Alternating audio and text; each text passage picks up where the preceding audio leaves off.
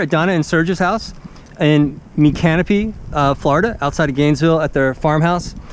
They asked me to come out, inspect the roof, and give them a price for a new metal roof. I made a lot of notes up on the roof, and I want to go over that right now. I have 3 reminder arrows that I wanted to start with. The first one is to talk about the drip edge.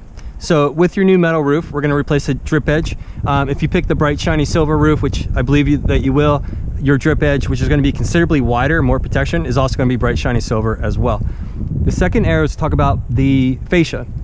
So I would say the wood on your house is actually in remarkably excellent shape. There's only a few small areas that I'll show you, but we're going to go ahead and replace those areas as well too, as we find them, and I'll talk more about that in a moment. And then the third arrow is to talk about the gutters, things of that nature. So the gutters in this situation are actually doing more harm than good.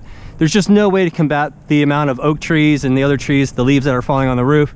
So the best solution, especially with your metal roof, is just keep that stuff moving off the roof. Especially with a metal roof, the water, the debris comes off the roof much faster, much easier. So let that water keep moving away from the house. And a lot of times with a new roof, the water goes right past the gutters. So my recommendation is allow us to remove and dispose of these old-timey gutters that aren't really doing any good, but they're doing a lot of damage, which I'll talk about.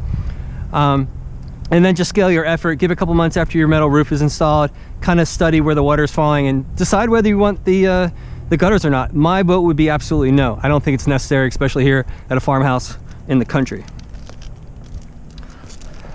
So most of the view is obstructed via satellites from the trees. So I did it the old-timey way. I hand measured the roof.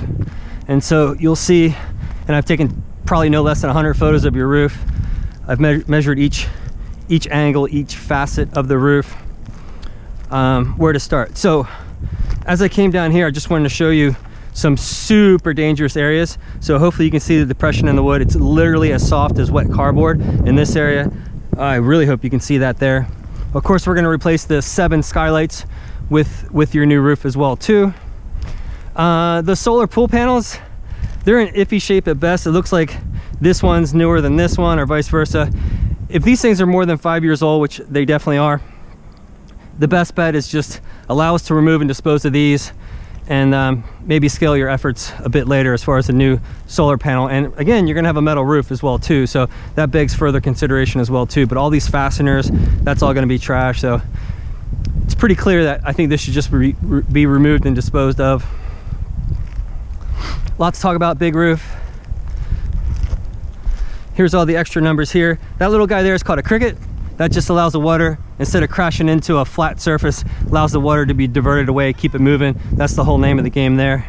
Speaking of water moving or not moving, so this little flashing, this is literally like a roadblock.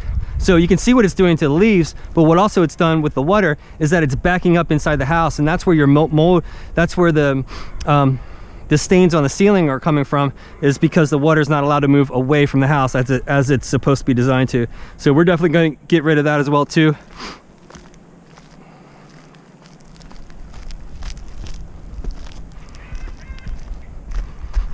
Pretty much more of the same. Little areas like that we're going to cut back and replace, and that goes for all the way around the house. And then more of the same here. I kicked a huge piece of the tree off the roof that was rotted. More numbers here. I think there's some more really bad areas over here. I counted all the vents. Take note of those. See all that there, that there? I couldn't even possibly go down there. It's just literally just all almost caved in. So definitely sooner rather than later for this new roof. Last 30 seconds. Now that we talked about, and forgive me if you know all this about your roof already, but let's talk about 30 seconds about how we're going to redo your roof correctly for you. So I have my bright shiny silver example here. These are exposed fasteners.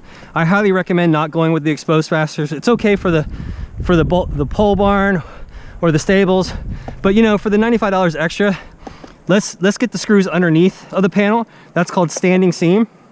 It's going to look so much better on your roof. And again, anything that catches debris, it's just going to hold things up. So that's why I definitely go with the standing seam. It's going to look tremendously better. It's not that much more money, it's just going to be a better roof. Okay, so imagine this with me. We're going to remove all the old shingles, all the old-timey felt, get down to the bare plywood. Well, we already know there's going to be some bad areas, right? Page 2 of the estimate talks all about the wood replacement. I'm going to include 4 sheets of plywood with your roof. That's at least a start for the replacement of the plywood. So again, remove all the old shingles, get down to the bare plywood, restore any of the bad areas like this area here, that area over there, anything that's needed. 2 of the new building codes.